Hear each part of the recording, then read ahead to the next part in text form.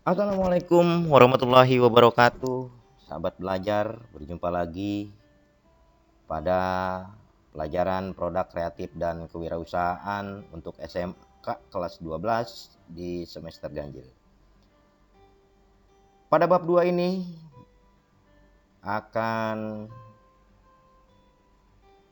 Bapak bahas masalah perakitan produk. Namun sebelum itu jangan lupa like video ini, subscribe, dan hidupkan lonceng notifikasinya.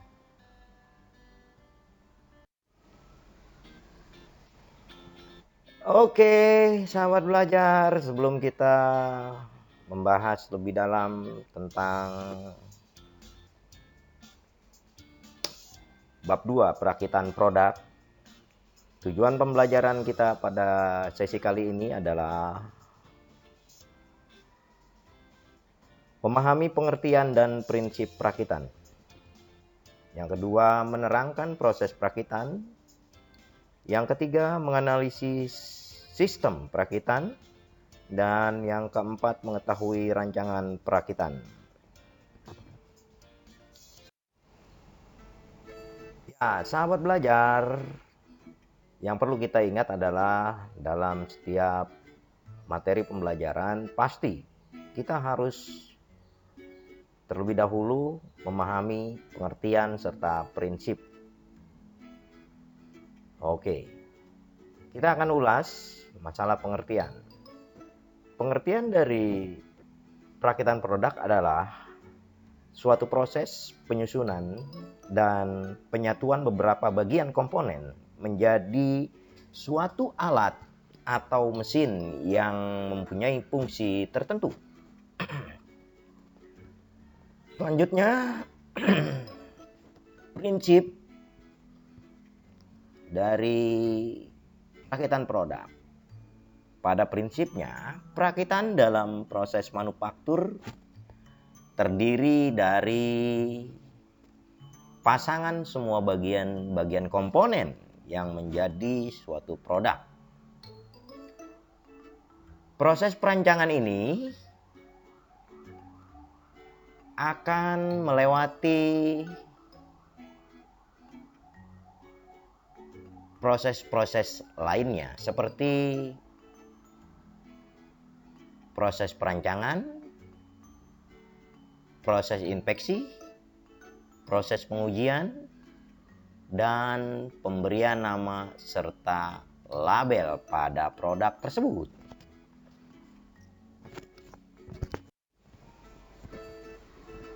Selanjutnya, metode perakitan.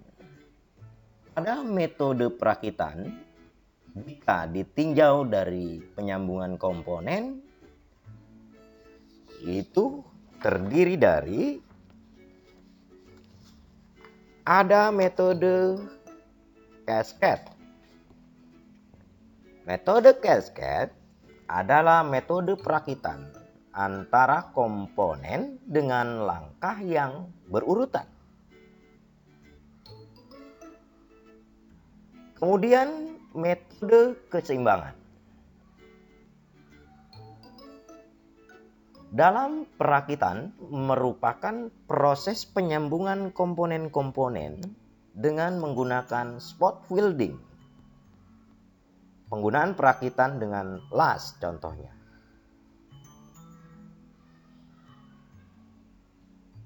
Sedangkan metode bongkar pasang atau sering dikenal dengan knock down.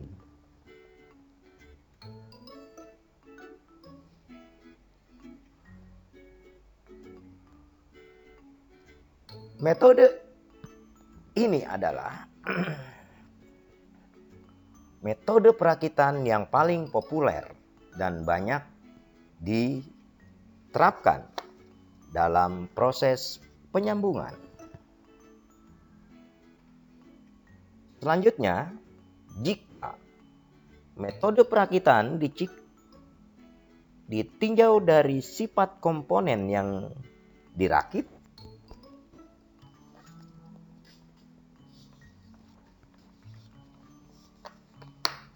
Yang pertama, metode perakitan yang dapat ditukar-tukar. Pada metode ini, bagian-bagian yang dirakit dapat ditukar satu dengan yang lainnya. Karena bagian tersebut dibuat oleh suatu pabrik secara massal dan sudah distandarkan baik menurut ISO dan lain sebagainya. Yang kedua, perakitan dengan pemilihan. Pada metode perakitan dengan metode pemilihan, komponen-komponen yang digunakan juga dihasilkan dari produk massal yang pengukuran serta uji kelayakannya tersendiri menurut batasan-batasan yang sudah ditentukan. Yang ketiga, perakitan secara individual.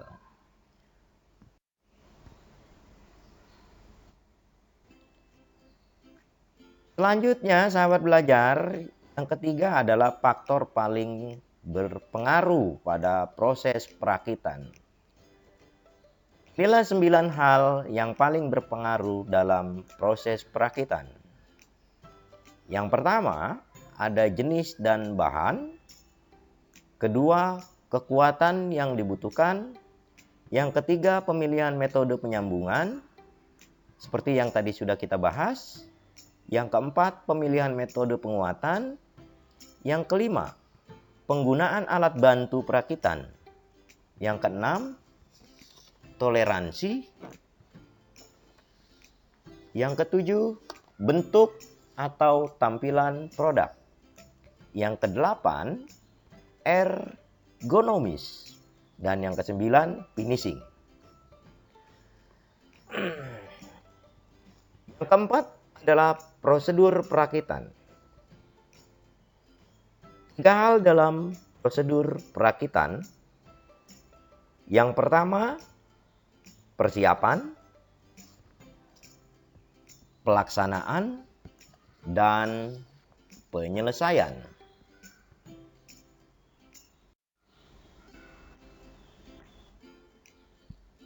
Selanjutnya, pada bagian C, kita akan membahas tentang sistem perakitan dan keseimbangan lintasan.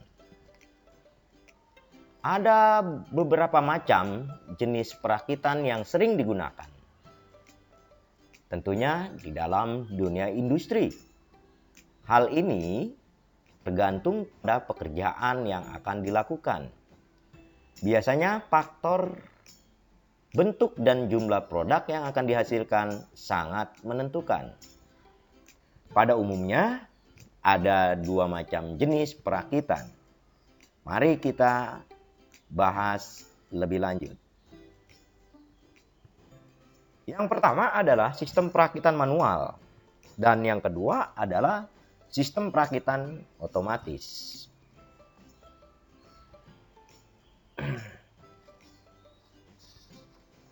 Sistem perakitan manual yaitu perakitan yang sebagian besar proses dikerjakan secara konvensional atau menggunakan tenaga manusia dengan peralatan yang sangat sederhana tanpa alat-alat bantu yang spesifik atau khusus.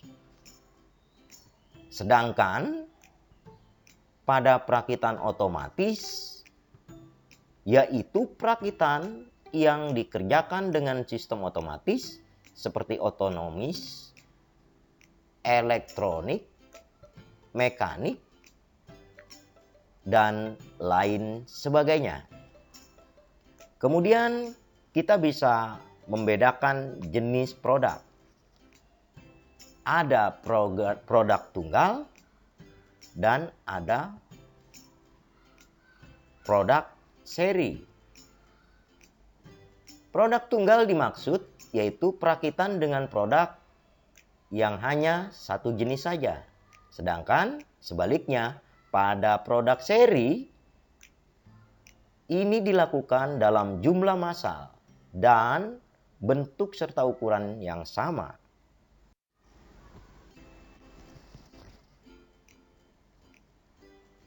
Kalau kita melihat dari terminologi keseimbangan lintasan, berikut adalah istilah-istilah dalam keseimbangan lintasan. Seperti elemen kerja, bisa dibaca sendiri, yaitu bagian dari keseluruhan pekerjaan dalam proses perakitan. Yang kedua ada elemen kerja minimum. Yang ketiga total waktu pengerjaan. Yang keempat proses stasiun kerja. Yang kelima waktu siklus. Dan yang keenam diagram pendahuluan.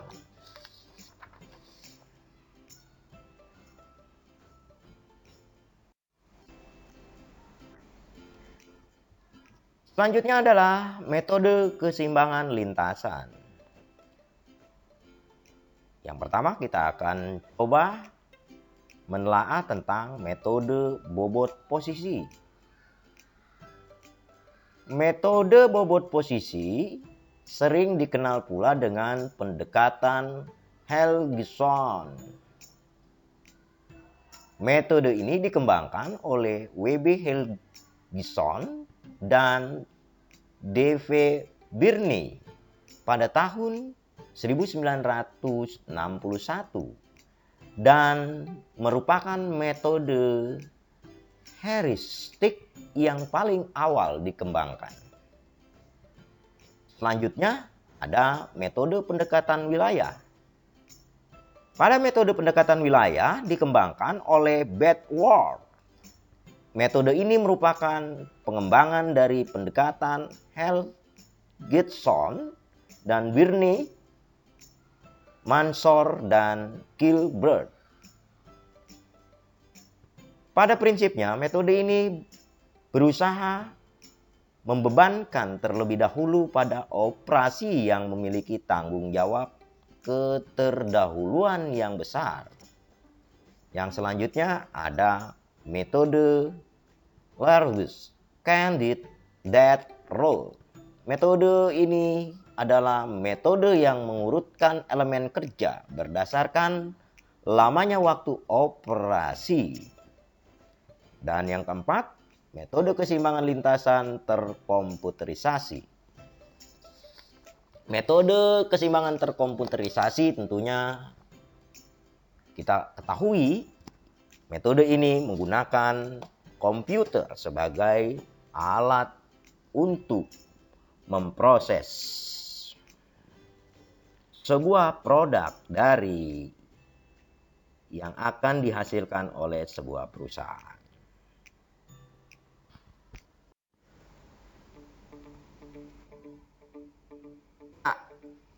Sahabat belajar, mungkin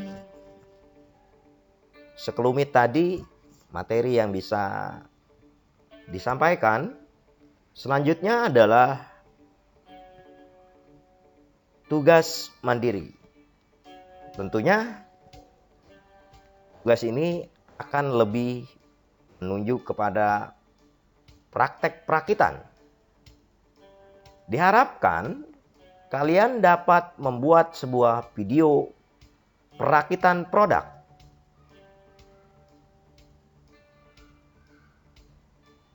Buatlah satu kelompok dengan jumlah peserta maksimal 5 orang dan dikumpulkan di koordinator kelas dalam bentuk video perakitan produk serta langkah-langkah yang ditulis dalam buku latihan kalian. Demikian sahabat belajar, jumpaan kita pada sesi kali ini. Mudah-mudahan bisa bermanfaat dan Bapak mengucapkan terima kasih atas kebersamaan kita. Namun jangan lupa di subscribe video pembelajarannya. Oke, terima kasih. Wassalamualaikum warahmatullahi